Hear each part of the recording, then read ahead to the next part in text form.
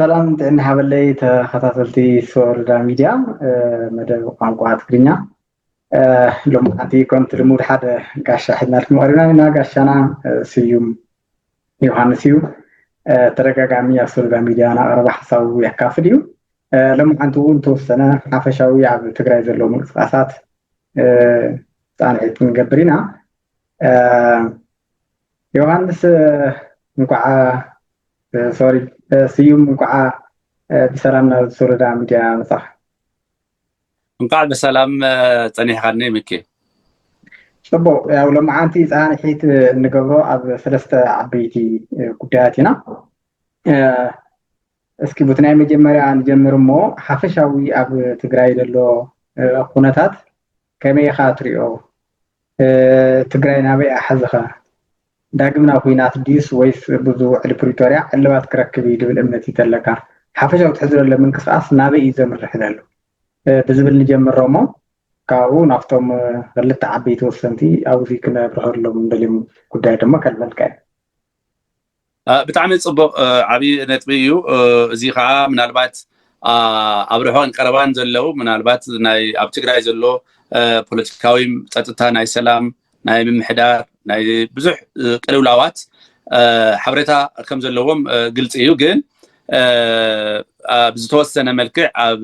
عمقنا ويم بتلكت نريوم قدات كله سلازخلو من البات كابزي حبرتا ناي ملوات من البات كوني لا يحسب كم تزغلت كايو حجي ناي تግራይ ኩነታት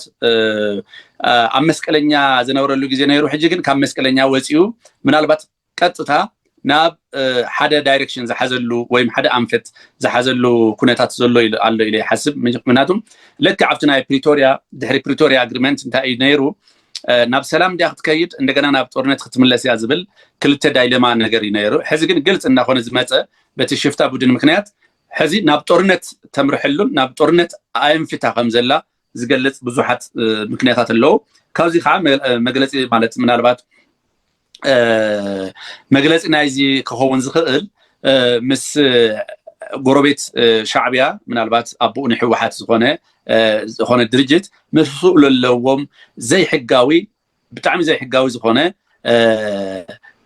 صمدوا لهم زصوعوا أكايدات نيرهم زوم صمدوا عن نسلام تواهلو زي كونس نتورنت نمتحجازن نمرباش خبابي نمرباش ودما في خبابي ناي عجرجر ناي ማለት ናይ ሰላም ስእነት ሰላም ንምፍጣር ዝተገበረ ነገራት ስለ ዝነበረ ሕዚ ዓሚ ኣብ ምንታይ ደረጃ ነይሩ ሕጂ ኣብ ምንታይ ደረጃ በፂሑ ኣሎ ኢልካ ክትሓስቦ ከለኻ ምናልባት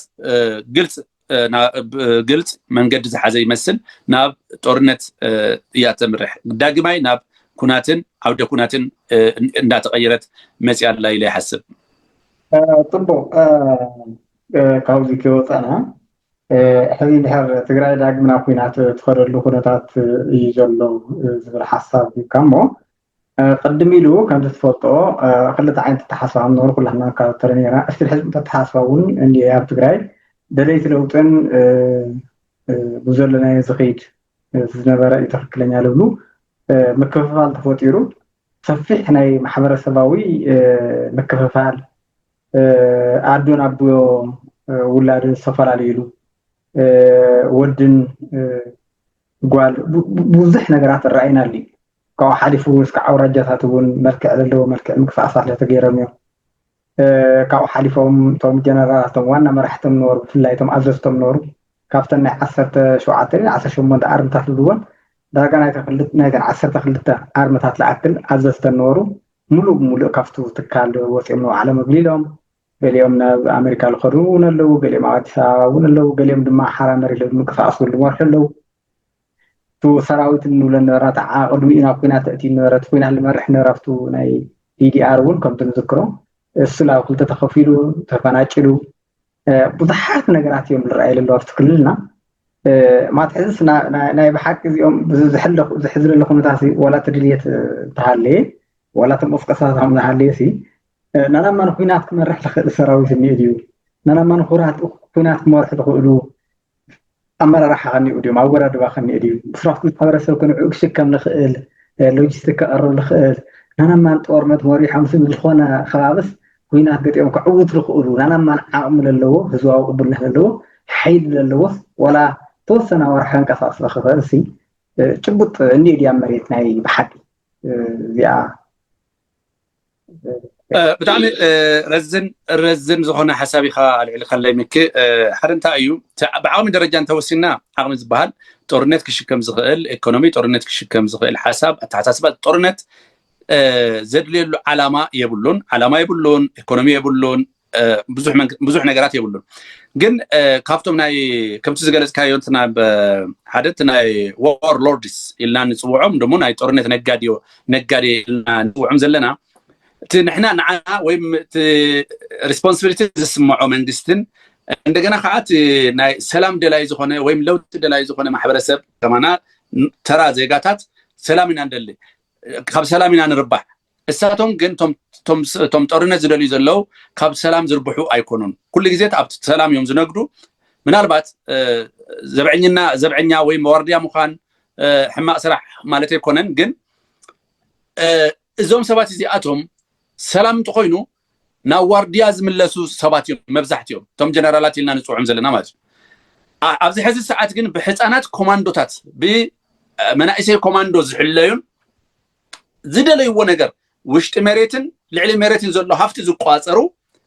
ግለሰባት እዮም ኮይኖም ዘለው ማለት እዩ ስለዚ ካብዚ ክብሪ ምናልባት ናብ ሰላም እንተመፅዮም ናይ ባዕሎም ጥራሕ በሊዖም ክሓድሩ እዮም ምናልባት ናይቲ ዝሓዝዎ ጥራሕ እዮም ክሕዙ እንደገና ከዓ ክሕተቱ እውን ዝኽእሉ ሰባት እዮም ስለዚ እንታይ እዮም ናይ እዚኣቶም ምርጫ ምናልባት ናቶም ምርጫ ኢለ ወሲዶም ኣሎ ኢለ ዝሓስቦም ብሰላም 10 ዓመት ካብ ምንባር ወይ 5 ዓመት ብሰላም ካብ ምጽናሕ ኣብ ጦርነት ኣብ 3 ወርሒ 6 ወርሒ ኣብ ጦርነት ምሕላፍ እዮም ዝመርፁ ምክንያቱም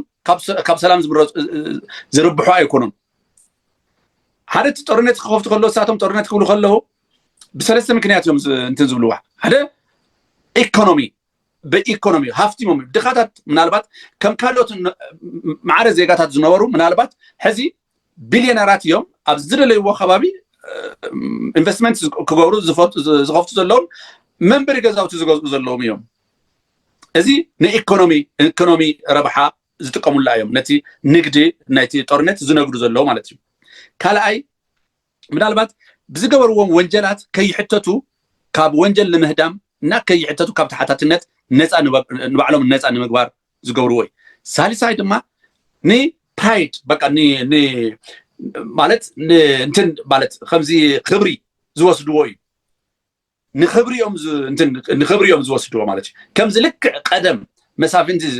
ንእከለ ስዒሩ እከለ ተዋጊኡ ኣብ እከለ ተዋዲቑ ከም ዝበሃል ብኣፍቲ ናይ መስፍናዊ ስርዓት ዝነበረ እቲ መስፍናዊ ሜንታሊቲ ናይ መስፍናዊ ኣተሓሳስባ ዘለዎም ምንም ዓይነት ናይ ህዝቢ ሪስፖንሲቢሊቲ ፍትሓውነት ወይም ተሓታትነት ወይ ድማ ህዝባዊ ስምዒት ዘይብሎም ሪስፖንሲቢሊቲ ዘይወስዱ ግለሰባት እዮም እየ ዝብለካ ዘለኹ ስለዚ በዚ ሰለስተ ምክንያት እዮም እቲ ጦርነት ዝጥቀምዎ ማለት እዩ ስለዚ እንታይ እዩ እቲ ዝመውት ዘሎ ኣብዝሓ ማሕበረሰብ እዩ ዘሕዝነካን እንትን ዘብለካን ግን እሳቶም ከምቲ ዝበልኩኻ ብሰላም 10 ዓመት ካብ ምንባር ኣብ ጦርነት 1 ዓመት ምንባር እዮም ዝመርፁ ካብ ሰላም ኩሉ ግዜ ካብ ሰላም ኣይጥቀሙ ስለዚ እዚኣቶም ናቶም ኮምፎርት ዞንና ናቶም ዝመርፅዎ ህይወት እቲ ጦርነት እዩ እዚ ሬኻዶ ካብ ህዝቢ ክንደይናይ ዝተፈለዩ ምዃኑ ማንም ህዝቢ ጦርነት ኣይድግፍን ማንም ጦርነት ዝደሊ ዝድግፍ ሓይሊ የለን ግን እዚኣቶም ናብራኦም ካሊእ እዩ ህይወቶም ካሊእ እዩ ድልየቶም ካሊእ እዩ ካብቲ ምስቲ ማሕበረሰብ ዘመሳስሎም ሓደ ነገር የለን ማለት ከም ሰብ ጠጠው ኢሎም ዝኸዱ ምዃኖም ጥራሕ እዩ ምስቲ ሰብ ከመሳስሎም ዝኽእል ካብዚ ወፃኢ ኣተሓሳስባኦም ስራሖም ተግባሮም ኩሉ ካብቲ ናይ ህዝቢ ካብቲ ናይ ማሕበረሰብ ካብ ናይ ትግራዋይነት ስነ ልቦና ወፃኢ እዮም እዚኣቶም ናይ ጦር ነጋዶ እዮም ስለዚ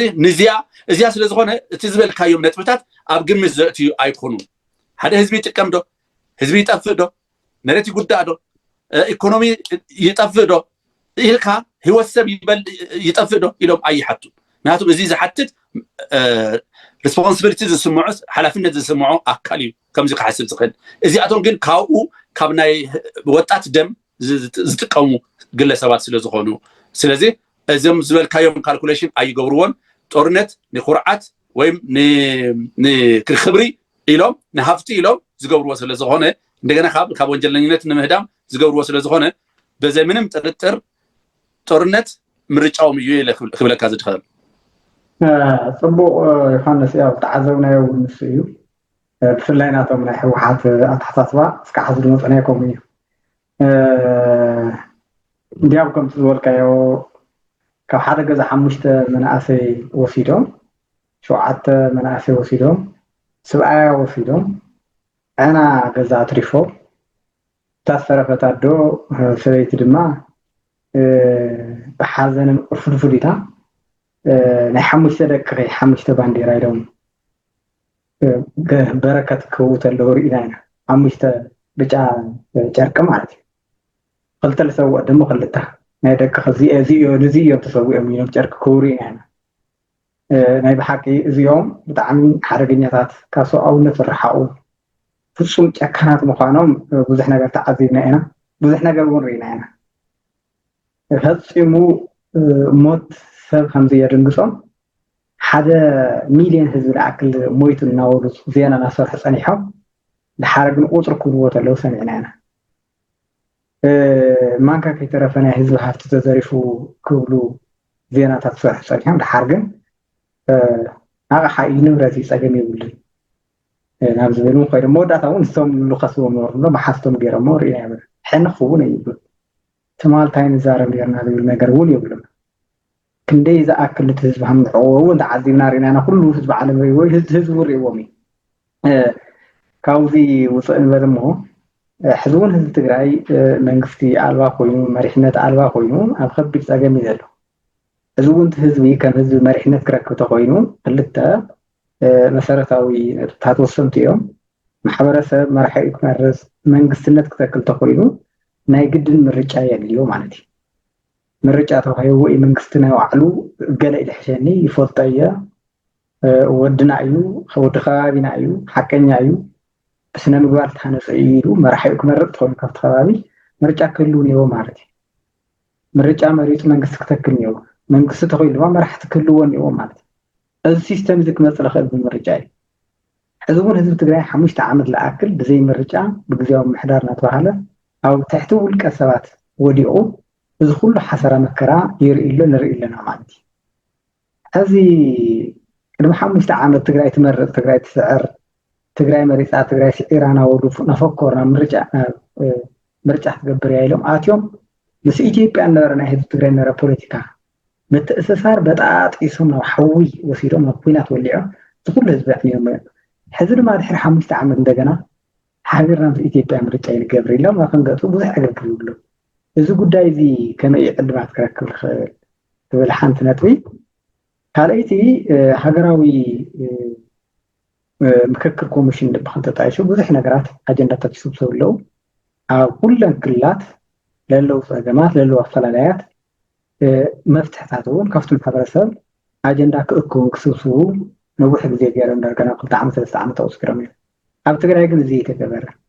ህዝቢ ትግራይ ምስ ህዝቢ ኢትዮጵያ ኣለዎ ርክቡ እንታይ እዩ እቲ ፀገማት እንታይ እዩ እቲ መፍትሒኡ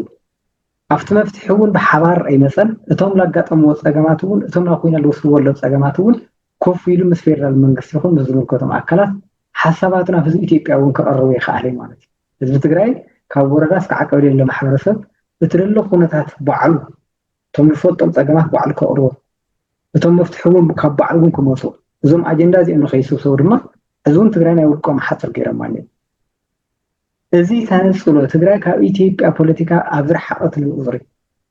ልክዕ እቲ ፀገሙ ብውልክዕ እናተወሳሰበ ናብ ካሊእ እናተሓላለኸ ዝኸይድ ዘሎ ኩነታት ይረአ እዚኦም ክልቲኦም ከመይ ኢኻ ትሪኦም ናና ማርከረት ህዝቢ ትግራይ መፍትሒ ክኾኑ ይኽእሉ ዶ ምርጫን ኮሚሽን ምክክር ኮሚሽን እዚኦም ክልቲኦም ኢትዮጵያ ብፌደራል መንግስቲ በጀትሎም እንዲያውም ምርጫ ቦርድ ናብ 10 ቢልዮን ዝኣክል በጀት ተበጅትሉ ስለዚ ብዛ ሃገር ኣብዚ ዓመት እዚ ዓብዪ ሓደ ኣጀንዳ ምርጫ እዩ ተኻልኣይ ድማ 2 ዓመት 3 ዓመት ሙሉ ዝፀንሐ ምክክር ኮሚሽን ንሱ እውን ኣብ ኢትዮጵያ ኣለዉ ፀገማት ተማኻኺርና ንፈትሖ ዝብል ኣጀንዳ ናይ በጀት ናይ ሃገር ተበጅትሉ ይስራሕ ዘሎ ስለዚ እዚኦም ክልቲኦም ብኸመይ ኢኻ ትርጉሞም ትሪኦም ብህዝቢ ኣንፃር ረብሓ ትግራይ ከመይ ኢኻ ትሪኦም ለረውሑ ዝጠቕምዎት ኮይኖም ከቲ ህዝቢ ሃም ገይረ ክበባሕሉ እኒኡ ልብል ኣብዚኦም ክልቲኦም ሓሳብ ሃበና ሞ ብዚኣ እናጠቓለ ብጣዕሚ ደስ ዝብል ፅቡቅ ነጥብታት እዩ ብሓፂሩ ንምግላፅ ዝኣክል كل جزء بزعبة حوحات كن رأي خلنا تحلف 30 عامات أم من قصة نزرعنايو مستناي إسرع عامات قعاب تناي تورنتن أفتناي برخا غوريلا فايتر خوينو سنحل تقلال تناي 50 حدن عامات قعزو حوحات كن رأي خلنا كن قمقم خلنا كل جزء طلب حزبي دليت حزبي عندنا دمو حزب زمرطو ነገር كل جزء ناتو مرጫ አይኮነን ناتو دليت አይኮነን ناتو طلب አይኮነን حزب سلام زدل انت خوينو توتالي كن حاسبون لنا هوحات اجينست سلام يمارس سلام يمرطون مالت حزب مرጫ مالت مرصا كايد تدليو ويم دمو هاجر نمرصا هاجر منግስት بتمنግስት زمحدر تحزب زمحدر زلو منግስتي ويم تهاجر زمحدر زلو منግስት مرصا تدليو مرصا يدليا كل جزء ناتي انا مرጫይ بينه እዩ انا زبلكو طرح يمبر ካልኦት زلو تخكل ايكونن يلو زامن نبعلو فصوم زغبر نوعلو منفساوي مرح ወይ ደግሞ መንፈሳዊ አደረጃጀት ምናልባት ተጠያቂነት ዘይብሉ አብ ምድሪ ንዓይ ዝሐተን ወይ ደግሞ ምድራዊ ኃይሊ ንዓይ አይሐተንን ወይ ደግሞ ምሳይ ማዕረ አይኮነን ይሉ ዝሐስብ ድርጅት እዩ ማለት እዩ ድርጅቱን ክንብላ የንኸልን ዝኾነ ውሑዳት ናይ ሽፍታ ቡድን እዩ ማለት እዩ ስለዚህ هذه ለምሳሌ ተስታውሱን ተኸንካ 2012 ትግራይ ትመርጽ ትግራይ ትስዕር ተዋሂሉ مسمرنا حزنا نمختنا تباله زي تجبر النجر زي تباله نجر تايلود بزح نجر يتواهيلو بزح نجر يتجيرو فتصم كابنا حزب تجراي سنة لبنا وصاي كابنا حزب تجراي أتحساسبان السابد السيتن لمدن بحالين وصاي زخونو بزحات نجرات يزفتسم حوحات مالتي ስለዚህ حوحات نمانن ማህበረሰብ ወይ نمانن ከባቢ ዝውክል ቡድን አይኮንን እዚ በደንብ ክስመረሉ ዝግባ ማለት እሱ ግን ንባዕሉ ከምናይ መንፈሳዊ መንፈስ ወይ ድማ ካብናይ ፖለቲካ ወጻኢ ከምናይ መምሕደርነት ወይ ደግሞ ካብናይ ፖለቲካ ድርጅት ወጻኢ መንፈሳዊ አተሐሳስባ ኮይኑ ንኽነብር ንኽቅጽል ዝደሊ ወንጀለኛ ቡድን ምዃኑ ግልጽ ኾና ኣሎ ማለት እዩ ኣብቲ ናይ መረጻ ምናልባት ተቃርኖ ዝተመልአ እዩ ህወሓት ማለት ብተቃርኖ ዝተመልአ እዩ ማለት እዩ ኦኬ ኢትዮጵያ ሕገ መንግስቲ እንታይ ይብል ስልጣን ዝተሓዝ መንግስታዊ ስልጣን ዝተሓዝ በብግዜው ወቅቱ حليو بزمص مرصا እዩ ሃገራዊ መረጻ እዩ ስልጣን ዝተዓዝ ይብል ኦኬ ስለዚህ ወቅቱ በጽሑ ሃገራዊ መረጻ ክካይድ እንተ ተባሂሉ ኖ አነ ዘይመረጽኩ አነ ቦርድ መረጻ ዘይኾንኩ አነ መራጺ አነ ተመራጺ እንተ ዘይኾንኩ አይኸውንን ክርብሽ ሰላም ናይቲ ሃገር ክርብሽ ልክዕ ከምዚ ናይ ሕንቁቅ ቆልዓ ማለት እዩ ሕንቁቅ ሕፃን አነ ዝበልኩ እንተ ዘይኮንስ ክርብሽ ዝብል نتي حزب خا نتي حزب كوين كات جهوز حز مكانو تقاصير وي نتي حزب ببسوع منقدي تقاصير وي ميك بدم كم تفلطو هذا تكتما زنبر منالبات دحنا انتن زخونه اب نقد زتوافره بلقاحن بخالق مستي طقمي زاسرو እዩ افت ገጠር زنبر ወይ ድማ افت ትሑት መናወይሮ ዘሎ ወይ ድማ ከተማውን ትሑት መናወይሮ ዝርከብ بسفتنيت تقاصير وي ማለት እዩ حزي مس حوحات مقጫው ማለት ወይ ደም ድሌት حوحات زي مملأ ማለት ካብ ንግድኻ መውፃእ ካብ ስራሕኻ መውፃእ ስራሕኻ ምስአን ካብ ንግድኻ ምናልባት ካብ ንግድውን መውፃእ ካሊውና ማሕበራዊ ጉዳያት አትዩ ሓዳርካ ከምስአን እውን ዝቁጠረሉ ኩነታት ይበጽሑ ዘሎ ማለት እዩ ድርጅት እዚ በጽሑ ከምቲ ንፈልጡ ከዓ ባህሊ ማለት ከዓ ተረጋጋሚ ልምዲ ናብ ባህሊ ዝዓቢ 50 ዓመት ዝገበረ زلمدنا لمدታት ኣለውና ሕዚ ካብ ህወሓት ድሌት ወጻኢ ዘሎ ሁሉ ነውሪ ኩሉ ከም ሓጢያት ወላ ብቃል ሓጢያት አይበሎ ግን ትመንፈሳዊ ቤተ እምነታት እውን ተቋጻጽሮ ስለዝኾነ ኣብ ቤተ እምነት ከይድኻውን ብዛዕባ እዩ ዝስበኸልካ ኣብ ቤት ዕዮ ከይድኻውን ብዛዕባ ህወሓት እዩ ብዛዕባ ህወሓት ገናናነት ብዛዕባ ህወሓት ልዕልና ካብ ህወሓት ወጻኢ ዘሎ ሁሉ ኸይሲ ካብ ህወሓት ወጻኢ ዘሎ ሁሉ ሕማቅ ክፉ ገይሮም እዮም ዘረድኡኻ ማለት እዩ ስለዚህ እንታይ ኮይኑ ማለት እዩ the big man ማለት ለሕግ ዝኾነ ግለሰባት ከም ድሌቶም ዝገብርዋ ዓዲ ኣፈጢሮም ማለት እዩ ስለዚህ እዚ መረጻውን ተቃርኖ ዝብለካ ዘለኹ እዚ ሓደ ሕገ መንግስቲ እውን ክቕመጥ ከሎ ባዕሎም ዋና መሪሕ ተዋናያት ዝነበሩ እዮም ግን ትጸገሙ ሕገ መንግስቲ ይኹን ወላ ኣዋጅ ከውፅኡ ከለዉ ዝመርሕሉ እምበር ዝምርሕሉ ኣይኮነን ስለዚህ نحنا معاري كنا مسكالوت إلهم معاري مسكالوت يخوم تتواهيلهم እሳቶም ትሕቲ ሰብ ምዃኖም እዮም ዝርድኦም ማለት እዩ ማዕርነት ኣይኣምኑሉን እቶም ዝገዝእዎም ሰባት እዮም ማዕረ ክኾኑ ዘለዎም በር እሳቶም ምስ ካልኦት ማዕረ ክኾኑ ኣይኽእሉን ማለት እዩ ከም ካሊእ ፖለቲካ ድርጅት ዝኾነ ግዜ ህዝቢ እንተዘይመሪፅካ ካብ ስልጣን ምውራድ እዚኣ ኣይሓስዋን ማለት ናቶም ኣይኮነትን ናይዚ ዘመን ዘለው ሃፀያት እዮም ሃፀያውነት ኦሪየንቴሽን ዘለዎም ናይ ሃፀያውነትና ናይ መስፍንነት ስነ ኣምልኾ ዘለዎም ግለሰባት እዮም ኣብቲ ድርጅት ዘለለው ማለት እዩ እቲ ኩሉ ነገር ዝቋፀሩ ዘለው ማለት እዩ ስለዚ እንታይ እዮም ሓደ ኢኮኖሚ ተቋፂሮም እዮም ኩል ሕድ ዜጋ ናይ ኢኮኖሚ ተቋፂሮም እዮም ልክ አንተ ከም ዝበልኩኻ ብሰፍትነይ ዝሓዝዎ ኣሎ ትታሕተዋይ ማሕበረሰብ ትሑት ኣታዊ ዘሎ ማሕበረሰብ ብሰፍትነይ እዮም እኽሊ ሰፊሮም እዮም ዝህብዎ ካብ ናቶም ድሌት ወፃኢ እንተኮይኑ ታ እኽሊ ኣትተርፎ ከይህፍትም ተሰሪሑሉ ማለት እዩ እቲ ዝህፍትም ደሞ ናቶም ኔትወርክ ዝኾነ ኣካል ጥራሕ እዩ ዝህፍትም እሱ ከዓ ኦሪየንትድ ኮይኑ ህወሓት ትደልየሉ ሰዓት እቲ ሃፍቲኻ ዝኣከብካዮ ሃፍቲ ንድርጅት ትህቢኻ ተዋሂሉ እዩ እቲ ዝግበር ሓደራ እዩ በቃ እቶም ባይዘይ እሳቶም ዝፈጥርዎም ሃፋትም እኮ መብዛሕትኦም እንታዮም ናይቲ ውድብ ሓደራ እዮም ዝቕመጡ ሓደራ መቐመጥቲ እዮም ህወሓት ክትደልዮ ከላ ካብቲ ምቕባል እያ በቃ እንትኑ ማለት እዩ እዚ ዝኸሓዱ ፀላእቲ ኮይኖም እናተባረሩን ካብ ዓዲ እንዳወፅኦም ክነብሩ ዝኽእሉ እቶም ሃፋትን እቶም ነጋዶ ንብሎም ማለት እዩ ስለዚ ካሊእ ከዓ እንታይ ገይራ ብልቃሕ እያ ማለት ኢላ ዘይለቃሕቶ ብግዲ ትልቃሕ ብግዲ ማለት እዩ ሕጂ እቲ ልቃሕ እንታይ ትብላ ሓደ ፖለቲካሊ ትጥቀመሉላ ኢኮኖሚካሊ ትጥቀመሉላ ማለት እዩ ኣለቂሓ ብዕፅፊ ወለድ እንዳኣከበት ትነብር ካልኣይ ከዓ እቲ ልቃሕ ትህብ ዘላ ማለት እዩ ንምሓዝ እዩ በቃ ነቲ ዜጋ ሕድሕድ ዜጋ ብኢኮኖሚ ንምሓዝ ማለት እዩ ስለዚ ካብ ህወሓት ወፃኢ ደርሆ የላን ጠል የላን በጊዕ የላን ኢላ እያ እታ ጠሪፃቶ እቲ ህዝቢ ማለት እዩ ስለዚ እቲ ስነ ሓሳብ እውን ቤተ እምነታት እውን ብከምዚ ስለ ዝተቆፃፀረተን ቤተ እምነት ሓዚ ርኢኻ እንተኮይንካ ምናልባት ካህናት ቤተ እምነት ዘመሓድሩ ዘለው ምናልባት ኣብቲ መፅሓፍ ቅዱስ ይኹን ኣብቲ ቁርኣን ኣህዛብ ክብል ይኽእል ምናልባት ኣብ ክርስቲያን እንታይ እዩ ዝብል ህዝበ ክርስቲያን ኢኻ ትበሃል ህዝበ ክርስቲያን ካብኡ ወፃኢ ዘሎ ወይ ምናልባት እንት ዝኾን ኣህዛብ እዩ ዝብል እቲ መፅሓፍ ማለት ከምዚ ኣይኮነን ፀላእቲና እዮም ዝብሎ መራሕቲ መስቀል ሒዞም ፀላእትን ፈተውትን ህዝብናን እቲኣቶምን እዚኣቶምን እቲኣቶምን ባይ ዘ ወይ ካብቶም ቦርደር ለስ ዝበሃሉ ክሮስ ቦርደር ዝበሃሉ ካብ ድንበር ተሻጋሪ ዝኾነ ማንነት ዝበሃሉ ሓደ ሃይማኖት እዩ ሃይማኖት ለምሳሌ ሓደ እንትን ተወሲድና ማለት እዩ ለምሳሌ ካቶሊክ ንውሰድ ሓደ ካቶሊክ ዓዲግራት ይንበር መቐለ ይንበር ኣዲስ ኣበባ ይንበር ጣልያን ሮም ይንበር ብእምነቱ ሓደ እዩ ተረዲካ እቲ እምነቱ በእምነት ማንነቱ ሓደ እዩ ኣብ ትግራይ እዚ ኣይሰርሕን ዘሎ ሕዚ እንታይ ኮይኑ እቲኣቶም ፀላእቲ እዮም ተባሂሉ ብስሩ ኣብ መፅሓፍ ቅዱስ ፀላእቲ ተባሂሉ እቲ ዲክሽነሪ የለን ካበይ ከም ዝወስድዎ ኢኻ ትፈልጥ ሕዚ ኣብቲ ቤተክርስትያን ዝስበኽ እውን ካብቲ ቤት ፅሕፈት እዩ ዝወሃብ ዘሎ ማለት እዩ እቲ ዲክሽነሪ እቲ ቃላት ባዕሉ ህዝበ ክርስቲያን ኣህዛብ እንዳተባሃለ ኣብቲ እቲ ቃላት ማለት እዩ ዳይኮቶኖሚ ማለት እዩ እሳቶም ግን ለክዕ ናይቲ ውድብ መዋቅር ተታሒዙ ፀላእን ፈታውን ፀላእትና ይርኡና ኣለው ፀላእትና ከይስሕቁና ይብሉ ሓደ መራሒ ሃይማኖት ፀላእትና ከይስሕቁና ይብል ድዩ መን እዩ ፀላኢ ንመራሒ ሃይማኖት ፀላኢ ክበሃል ዝኽእል ሸይጣን ጥራሕ እዩ ሸይጣን ነቲ ሸይጣን እውን ፀላኢ ይኮነን ዝበሃል ሸይጣን እዩ ዝበሃል